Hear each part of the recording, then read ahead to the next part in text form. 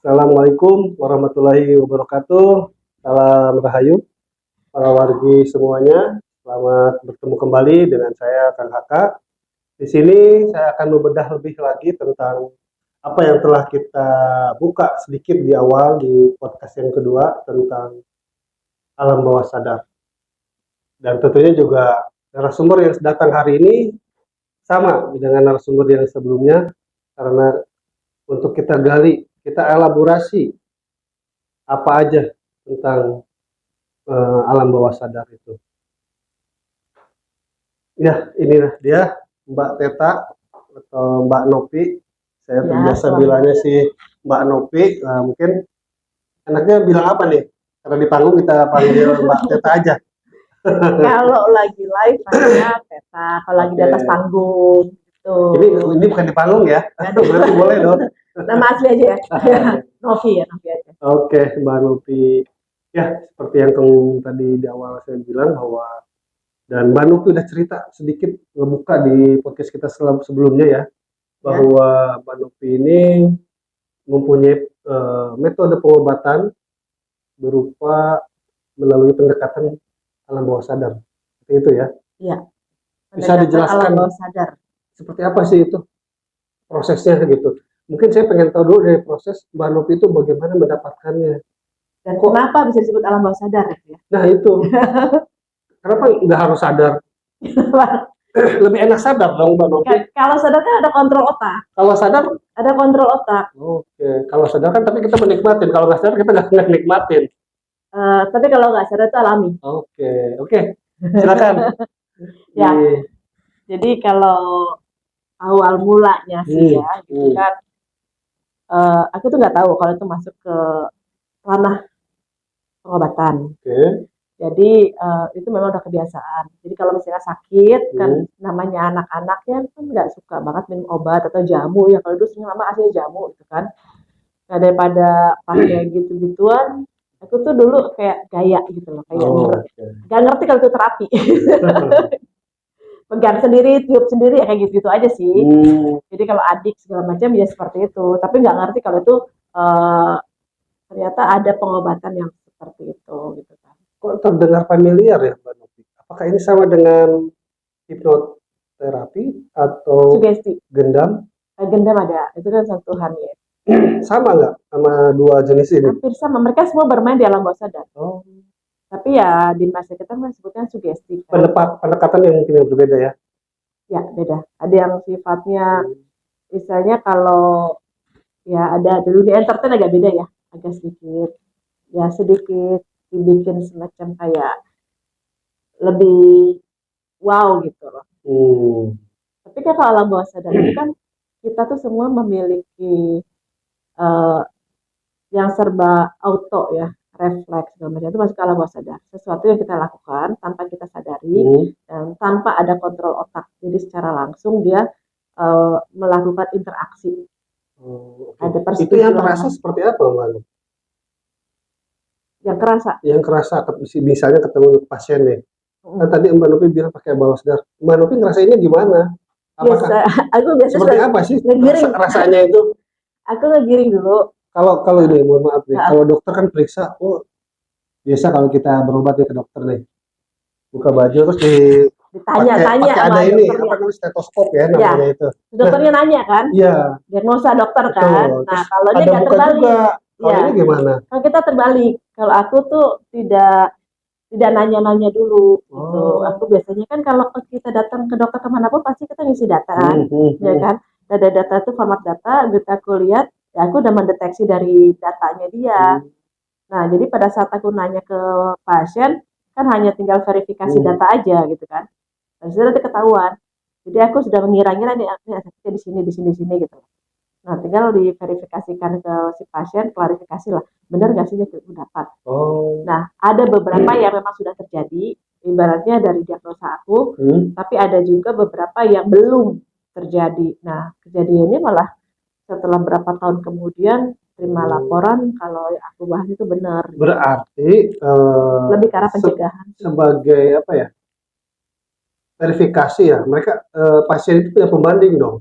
dalam artian seperti ini. Sebelumnya mereka belajar Ada yang berobat sudah dulu tahu di ya. medis kan. Hmm, Terus ke Mbak Novi datang, merasa tadi di medis tidak sembuh-sembuh, mungkin cari alternatif. ada apa nih gitu Ada kan? apa nih? Kenapa nggak sembuh-sembuh? Akhirnya cari ke Mbak Novi seperti itu. Betul. Dan Dan kebanyakan mereka tidak sakit sebenarnya. oh, Belum sakit. oke. Terus Penyakit yang terjadi di masyarakat kita tuh kebanyakan penyakit oleh karena pola hidup. hmm, Kenapa aku bilang pola hidup? Jadi ibaratnya ya let's say lah gelas, ada gelas khusus es ya, ada gelas khusus kopi. Nah ini orang yang biasa ibaratnya tubuh dia tuh ibarat kata tuh gelas yang khusus es batu. oke. Tapi di pola lingkungannya dia tuh dia ada di lingkungan orang pada kopi. Nah gelasnya digunakan untuk air panas. Oke. Ada kan ya efek sampingnya bukan yang nggak bisa, bisa, cuman nggak lama tuh gelas itu kan retak kan. Nah ini yang terjadi gitu. Oke, itu kan yang sifatnya medis dan non medis, berarti Mbak Novi juga bisa ya? Medis dan non medis otomatis ya. Ya, otomatis ya. Iya. Kalau tadi kan kita bicara si pasien itu punya catatan medis, Betul. kemudian datang ke Mbak Novi, dari Mbak Novi gitu dicek dan ya kita lihat itu penyakit dia memang sudah menjadi pola dia yang efek samping dari desain dia atau lari dari desainnya dia. Kalau misalnya lari dari desain apa yang Mbak Novi? Ya kan ada buku manualnya. Ya contohnya lah, kasih contoh mobil ya, atau analogikan mobil. Mobil BMW itu kan shock breakernya ada yang khusus BMW. Ketika mobil itu rusak shock breakernya kena, beli yang ori kan mahal ya. Sebentar. Kita cari cabutan. Bicara desain, ini metode apa desain itu? Apa ini? Berupa apa ini? Desain ini metode sih, metode dari gabungan dari metode metafisika lainnya, ilmiah sebenarnya sih. Oh, kalau seperti itu bisa nggak disamakan dengan kayak mungkin kalau orang dulu kita lagi muda itu ada namanya zodiak, astrologi ya, numerologi kayak pace gitu. Ya itulah. Pace gitu ya. Itu seperti itu. Ya betul. Ini gabungan. Semuanya. Bahkan yang weton. Ya itu kalau budaya kita mungkin kita mengenalnya dengan weton atau apalah. Tapi mereka dipisah-pisah loh. Sebenarnya sama nggak sih? Sama, hanya weton itu dititik beratkan ke tanggal. Pace juga lebih ke tanggal sebenarnya. Tapi yang umum tahu itu kan kalau dari tahun itu kan masuknya ke ramalan ya, ramalan sio itu kan pace ya. Tapi sebenarnya kalau di pace itu yang lebih ini sih, yang lebih karakter diri kita itu ada di tanggal lahir. Nah di bulan itu astrologi. Lebih ke arah kalau bulan itu lebih ke arah kondisi kita saat karakter kita yang hari-hari lah. Oke. Kalau itu astrologi itu sih saya bilang sih dulu ya 50-50 lah akurasinya tentang diri. Karena dulu itu astrologi itu nggak jauh dari masalah asmara, masalah apa? Banyak loh astrologi. Nah, itu yang banyak. Ya itu yang saya tahu dulu kan. Biasa tiap akhir minggu itu ada nih ramalan apa itu yang kita tahu itu kan cuma hanya 3 aja biasanya hidup. Ya sama. Asmara dan aku malah nggak kurang suka kalau ramalan. Yang desain yang Bang Novi maksud ini seperti apa? Kalau yang aku sebutkan ini lebih gabungan sih, dia ada kabalah juga. Oke.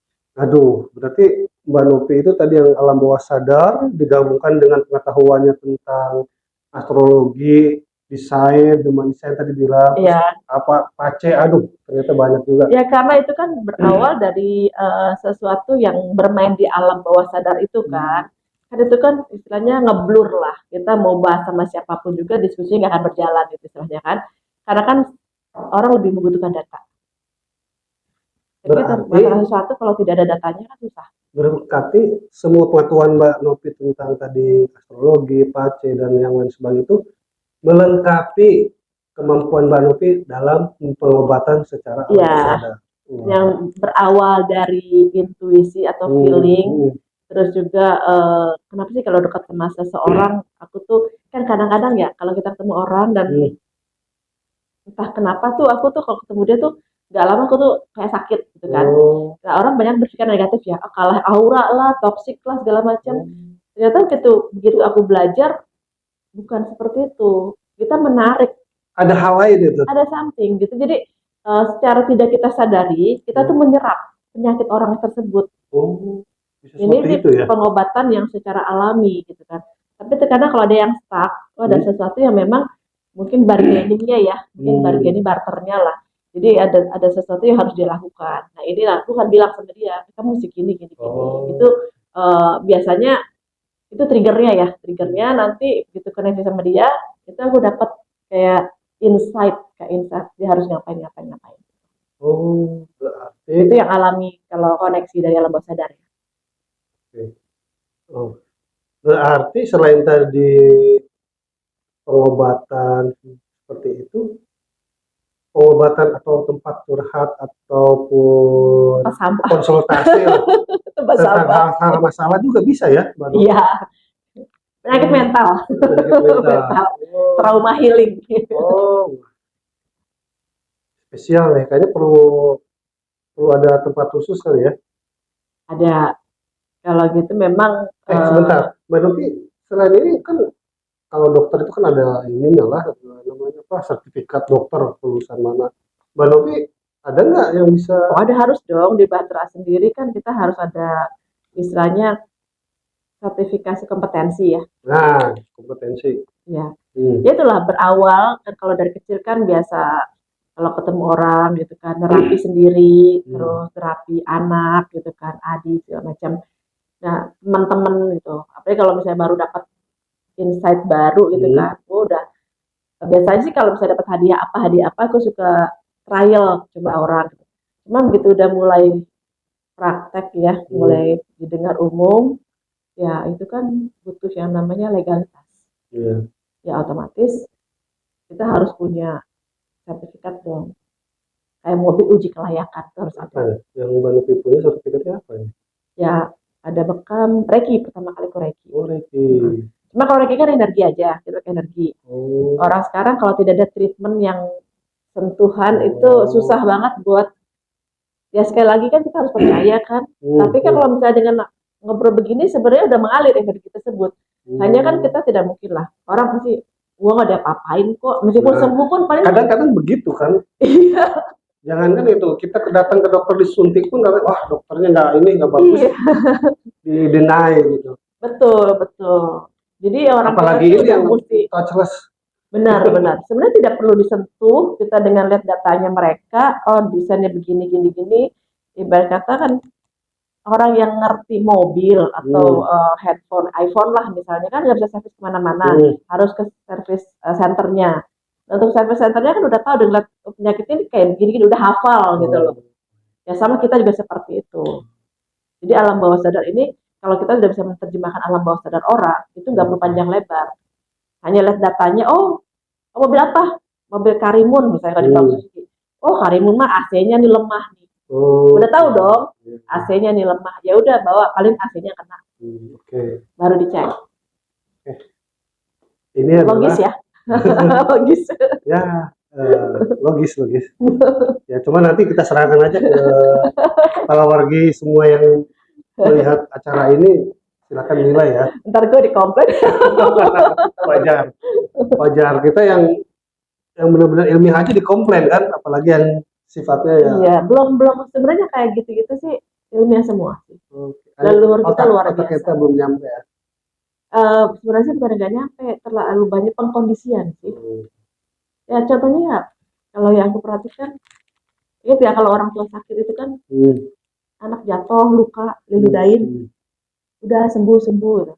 Anak percaya. Tapi kan setelah diteliti kan memang enzim itu kan memang bisa menyembuhkan, mempercepat penyembuhan luka. Secara ilmiahnya ada kedokteran memang iya kan, enzim itu bisa mempercepat penyembuhan luka. Orang tua dulu dapat tahu dari mana ya? Nah, itu kan udah turun-temurun. Sama juga dengan falsafah kopi pahit, kopi manis, kan bahasa falsafah. Jadi orang-orang zaman dulu meninggalkan banyak pesan dalam keseharian kita gitu. Hanya saja mungkin karena terlalu terbiasa dan jadi kayak rutin dan masuk ke alam bawah sadarnya mereka, hanya sebatas kayak persyaratan aja, maknanya nggak dapet. Nah, itu kan harus ada dalam teori tertulis. Oke, jadi Mbak Lupi ini sebagai ketua DPKW Batra ya. DP apa? DPKW, DPKW BJN Dewan ya? Perwakilan Wilayah, Eh, BDJ, BDJ ya, apa? Banten, Banten, DKI, DKI, dan Jawa Barat. Luas ya. Luas. itu masih menerima anggota nggak? Oh, masih dong. Terbuka kok ini. Syaratnya apa Mbak Lupi? Persyaratannya itu hanya peduli, Hanya peduli. minimal peduli ke diri sendiri, peduli ke lingkungan. Harus bisa ngobatin. Terapi itu kan bisa belajar. Dalam artian bahwa setiap orang boleh ikut gabung dengan Boleh gabung Batra di Batra dan dia bisa belajar. ada pelatihannya, ikut pelatihan kita. Oke. Nanti kan sudah layak. Kalau yang misalnya saya mah nggak bisa belajar deh kayaknya, tapi saya suka dengan hal seperti ini. Dia jadi pasien aja. Oh, tapi boleh dong. Biar dapat diskon terapi. Oh, iya. Oh, perawatan Lumayan, dong. lumayan. Perawatan. Bisa ini. Perawatan tubuh kasar itu kan mandi sehari 2 kali gitu kan. Perawatan tubuh halus, Oh, kan kita nggak sadar loh, kita ketemu bisa ya orang kita kena racun ya. diarahkan ya. Iya, Oh, jadi anggota Batra bukan hanya sebagai pengobat aja, tapi pasien juga bisa ya. iya. Jadi kan istilahnya kita menerapi diri kita sendiri. Minimal itu dulu lah. Oke. Di sini itu mungkin kita ke depannya saya akan coba wawancara ya pengobat lain dengan metode-metode lain kan. Kalau Iya, Mbak Lupi macam-macam metodenya. banyak ya. Iya, kan ada yang kita reiki dengan energi, ada dengan pemijatan. Pemijatan itu kan Ada ustadz berarti dong. ada ya. bekamnya ada, akupunktur ada. Ya ini kan akupunktur. Lengkap juga ya. Iya, terus ada totok, ada juga yang aura, kristal healing, yang dengan tahu ya Mbak Rara tuh yang diputar itu singing bowl. Ya. Sama gitu. Istilahnya frekuensi remote langit itu kan frekuensi. Tiap anggota itu banyak yang mempunyai spesialisasi masing-masing ya. Punya bakatnya masing-masing ya. Tiap orang tidak sama kok. Nanti saya undang untuk kita gali masing-masing kemampuannya ya. Satu persatu ya. Iya. Oke. Biar kita semua terbuka lah. Ini proses penyembuhan dan intinya semua hampir sama. Titik-titiknya hampir sama. Ya kayak kalau bilang kok sama akupunktur, oh sama kayak totok, oh sama refleksi gitu kan. Karena kan titik-titiknya hampir sama. Menurut Mbak Novi nih, mana yang paling ampuh dari semua metode pengobatan? Sepertinya apa sih yang ibaratnya menjadikan bahwa pengobatan itu ampuh? Ini yang paling bagus. Kadang ada yang di sini nggak bisa pengobatan alternatif ini nggak bisa, tapi hanya sekedar misalnya datang ke orang ngobrol yang tadi Mbak Novi bilang sembuh. Itu sebenarnya apa yang menjadi kesalahan? Jadi perbandingan dia jadi kenapa nih bagus dan enggak gitu. Kesan seperti itu. Oke, sekarang analogi lagi. Mobilku Blazer. Rusak. Bawa ke bengkel Toyota. Oke. Gak sembuh. Bawa ke bengkel Suzuki, gak sembuh. Nah, kita bagaimana tahu bahwa kita ini Blazer? Ya kan desain ya. Aku perlu lihat buku manual ya. Dari data itulah. Penting juga berarti. Penting banget kita lihat datanya. Oh, ini berarti ada di frekuensi ini. Oh, berarti terapinya cocok pakai ini. Penting kita mengenal diri sendiri. Betul. Karena terapi itu tergantung dari frekuensinya. Oh, berarti ada juga mungkin nanti Mbak Novi ngadepin pasien yang kayaknya Mbak Novi itu nggak bisa. Mbak Novi hanya mengarahkan ini sakitnya ini, kamu harus ke sana. Betul. Ada begitu ya? Ada. Selama ini ada beberapa. Jadi ini lebih salahnya di past life nih gitu kan. Past life itu yang biasanya orang tuh kenanya kan pakai bahasa-bahasa yang halus lah, pakai musik, dia relax segala macem. Aku bicaranya kan cepet. Nah, agak susah tuh kalau masuk ke situ. Mbak Novi serahkan ke rekannya yang ngerti. Yang bisa, yang memang mereka belajar khusus dan punya sertifikat di situ. Di hipnoterapi, tapi yang spesialisasinya past life. Ya, saya dengar juga Batra kedepannya akan melakukan pelatihan ya. Ada pelatihan untuk jadi pengobat ini. Ya, berarti mau ngeluarin sertifikasi dong. Ada sertifikatnya. Yang dari Batra. Jadi masuk Batra itu minimal orang tersebut harus punya 2 sertifikat. Jadi yang satu dari Batra, yang satu dari yang lain. Dapatnya susah nggak? Nanti teman-teman yang ingin masuk jadi repot nih, ribet. Enggak susah. Enggak ya. Yang penting kan tadi kepedulian. Kita peduli dengan diri kita, dengan lingkungan sekitar kita, minimal mengobati keluarga sendiri dan tidak terlalu banyak mengkonsumsi obat-obatan antibiotik ya, chemical lah gitu kan istilahnya. Nanti kenanya ginjal. Nah kalau yang alami, kalau misalnya obat luar dengan pemijatan, dengan sentuhan, apalagi lebih bagus kalau kita lihat, dia jaga pola makan, pola hidup, nah itu kan lebih enak lagi, nggak kena, nggak masuk ke tubuh lah. Mungkin itu sedikit ya tentang yang namanya alam bawah sadar, metode terapi ala Mbak Novi. Ya. Mungkin nanti ya tadi anggota-anggota Mbak Novi bisa kan? Bisa kita kupas di sini ya. Yang memang sudah praktek ya, yang sudah praktek ya. Sudah praktek. Ya. Karena kan mereka akan bisa dengan pengalaman dia. Kalau aku sendiri kan dengan basicnya memang dari kecil itu ya menerapkan, memang jarang sakit sih ya. Mungkin juga kan karena vibrasinya kita udah selaras. Jadi istilahnya nggak sering sakit. Tapi kalau ketemu orang dia sakit apa, dari desainnya aja udah kelihatan itu bisa ketahuan dia punya penyakit yang alami karena pola hidup dia atau bawaan dari kehidupan di masa lalu. Itu past life maksudnya. Ini past life ada penyakit loh. Penyakit? Ada penyakit bawaan. Orang ketembak pada saat itu meninggal di usia 40 tahun gitu. Kehidupan yang sekarang di usia 40 tahun dia akan merasakan menerima penyakit yang sama sesuai dengan lokasi saat dia ditembak. Biasanya orang tersebut akan mendapatkan mimpi-mimpi yang berhubungan dengan musibah itu. Di kita ini, khususnya di Indonesia kan tidak semua orang percaya reinkarnasi, Mbak Novi. Ya, itu bagaimana menjelaskannya ke orang-orang yang... Menjelaskan kembali ke elektronik. Ada yang second, ada yang baru. Gitu aja. Baiklah. Oke, Mbak Novi, tadi kan kita di Batra ini banyak pengobat. Itu gimana tuh? Mereka nggak saling bersaing gitu? Ada radiusnya dong. Kan luas ya 3 provinsi ya.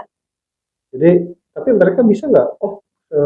Ini di sana aja kamu berobatnya, kamu di sini aja berobatnya. Kalau gitu karena kita kebetulan juga bekerja sama dengan beberapa kedinasan ya. Kayak sekarang kayak BRAIN kan dari kita bersama dengan BNN, Badan Narkotika Nasional. Jadi kalau misalnya ada yang tes urin ada yang perlu terapi kan nggak perlu jauh-jauh. Jadi kita bisa kirimkan ke anggota-anggota kita juga. Oke, kalau begitu kita kita rubahlah podcast kita. Tadi kita udah gali tentang metode Mbak Novi bagaimana cara menyembuhkan pasien. Sekarang kita akan bahas mengenai spiritual nih, Mbak Novi. Kan di Batra sendiri itu Batra SN ya, Batra Supranutra Nusantara. Betul. Ini ada apa sih hubungannya? Apakah memang ada hubungan dengan supranatural spiritual gitu ya? Iya. Supranatural spiritual. Saya supranatural itu yang dukun-dukun betul. Kemarin saya sempat tanya juga tuh sama Mbak Gentong seperti itu. Iya, kalau di aku sih bilang supranatural itu kan proses seseorang untuk mencapai spiritualnya. Jadi lebih ke arah kondisi di lingkungan kita dan berarti bisa nggak sih Mbak Novi saya asumsikan bahwa Batra SN ini bukan hanya wadah untuk pengobat aja, tapi wadah sebagai komunitas yang artinya tergerak untuk berspiritual ataupun berproses yang tertarik dengan supranatural, apalagi yang ada di Nusantara ini. Bisa nggak saya asumsikan seperti itu? Bisa dong. Peduli pada budaya yang ada di sekitar kita, menjaga. Karena kan tidak setiap orang punya kelebihan tadi pengobat. Mungkin ada orang yang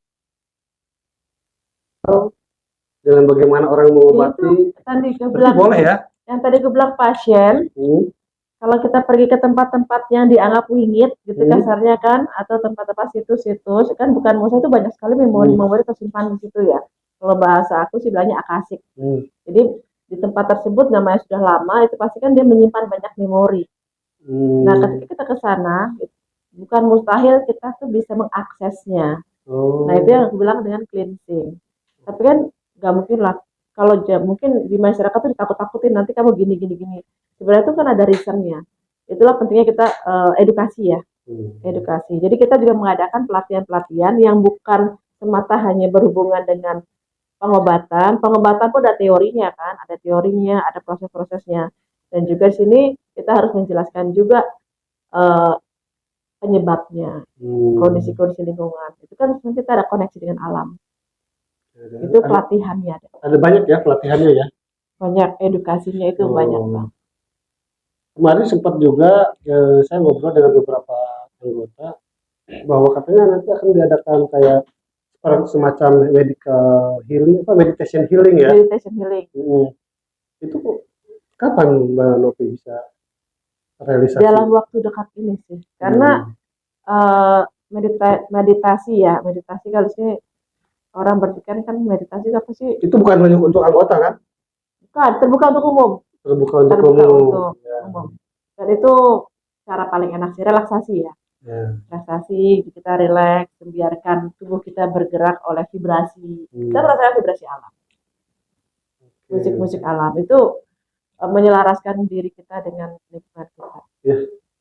Sepertinya nanti yang bakal kita gali lebih dalam, lebih banyak adalah tentang spiritualnya ya. Kalau pengobatnya pasti otomatis ada ya. Ada nanti jadi satu persatu nih. Mungkin Mbak Novi sendiri juga akan menarik bukan hanya pengobat, tapi orang-orang yang tertarik dengan dunia pengobatan, dengan dunia spiritual, supranatural, yang mau mengurangi racun kimia dalam dirinya. Caranya seperti apa itu menurut? Satu, hidup yang sehat, dengan pola hidup yang sehat. Kedua, belajar mengenali diri kita sendiri. Itu bisa ada pelajarannya. Tadi kan bicara mengenai medisnya, terus tadi Mbak Novi bilang desain mengenai diri sendiri ya. Betul, itu kan ada edukasinya juga, ada pelatihannya juga kalau pengen tahu gitu kan. Jadi kita tidak memasukkan barang-barang aneh lah. Kebanyakan kan buatan semua itu kan, tepung segala macam kan hanya ngumpulnya di ginjal. Medis ya. Jadi medis. Kalau kedepannya nih, ada kira-kira selain pelatihan itu ada acara-acara apa nih yang akan Batra selenggarakan? Yang rutin pasti pelatihannya. Jadi kalau anggota Batra kita ada pelatihan yang rutin sebulan 2 kali. Terus juga ada bazar-bazar, siapapun asal anggota bisa terlibat. Terus lagi ada open booth juga ya? Iya, ada open booth juga di Karnival Jababeka. Jadi 1 bulan nih ada event-event di sekitar lingkungan kita. Kalau ada bisa diinformasikan. Nanti ada anggota Batra yang standby di sana. Kalau Wargi silakan manfaatkan kesempatan ini. Di sana juga terbuka untuk open tarot ya, open reading tarot, scanning. Ya. Metodenya tarot, oracle, aura. Berapa Mbak Novi di sana? Murah kok pokoknya. Karena ini kita bersosialisasikan. Dan bukan ramalan ya, ini bukan ramalan, tapi baca vibrasi alam bawah sadar. Jadi gitu kan, kalau di alam bawah sadar itu kan gerak tubuh ya. Gerak tubuh, tatapan mata, orang kaget pun kelihatan. Itu kebaca. Itu semua ya para wargi yang ingin ada waktu, yang ingin baca tarot bukan ramalan, silakan datang ke booth yang ada di Karnival Jababeka. Itu kapan? Dari berapa? Dari kemarin tanggal 15 sampai tanggal 14. Masih panjang waktunya, silakan bisa dihadiri. Dan bila di sana sudah tutup, di sini pun di BC di mana Mbak Novi bisa di Ruko Cortes seberang Al Azhar. Kita ada di Sekretariat Batra DPKW BDJ di seberang Al Azhar di Ruko Cortes. Di situ basis untuk Batra dan bisa melakukan apa yang tadi Mbak Novi ada treatment, ada scanning bisa baca di situ. Dan juga kalau misalnya mau tes human design, mau tahu aku desainnya apa sih? Kalau ibarat mobil, aku mobil merek apa sih? Terus tipe apa? Manual atau otomatis gitu kan? Bisa ya? Bisa dong. Ya, kita mungkin nanti akan dicantumkan nomor ya Mbak Novi atau sekretariat sini agar bisa dihubungi secara langsung untuk buat janji. Gitu ya, kan, janji dulu karena aku masih ngajar. Aku ngajar Indigo School. Oke, siap Mbak Novi. Terima kasih penjelasannya. Mungkin kedepannya yang seperti tadi saya bilang, saya akan mengundang juga anggota-anggota Mbak Novi yang punya metode-metode pengobatan yang lain, Betul, betul. dan juga mungkin nanti ke depannya kita akan adakan acara-acara pelatihan dan acara-acara wisata ya. Wisata, Wisata ya. jejak Nusantara. Wah, Oke. keren tuh. Dan tentunya sih saya harap podcast ini tidak hanya bicara itu ya, bicara tentang pengobatan tadi. Kita akan lebih gali lagi tentang perjalanan-perjalanan spiritual, entah itu tadi dari anggota-anggotanya atau mungkin para wargi semua yang ingin curhat bagaimana spiritual itu terjadi, bagaimana spiritual itu datang. Ya silakan Itu datang ke penyembuhan kami. juga, healing Nah, kan? itu Healing. adalah yang seperti Mbak Nupa bilang, itu adalah salah satu untuk penyembuhan diri. Kita bisa sharing di sini, banyak rekan-rekan yang sama mungkin, eh, yang sama apa namanya, yang sama Sama ininya, mengalami kehidupan yang sama. sama pengalamannya, apa yang dihadapi gitu. Bisa Akhirnya dishare-kan. bisa di sini dan mungkin kita bisa saling berbagi cara bagaimana untuk mengatasinya. Oke, itu aja para wargi semua. Terima kasih atas perhatiannya. Sampai ketemu di podcast selanjutnya bersama saya, Kakak. Selamat sore, Sampurasun. Assalamualaikum warahmatullahi wabarakatuh.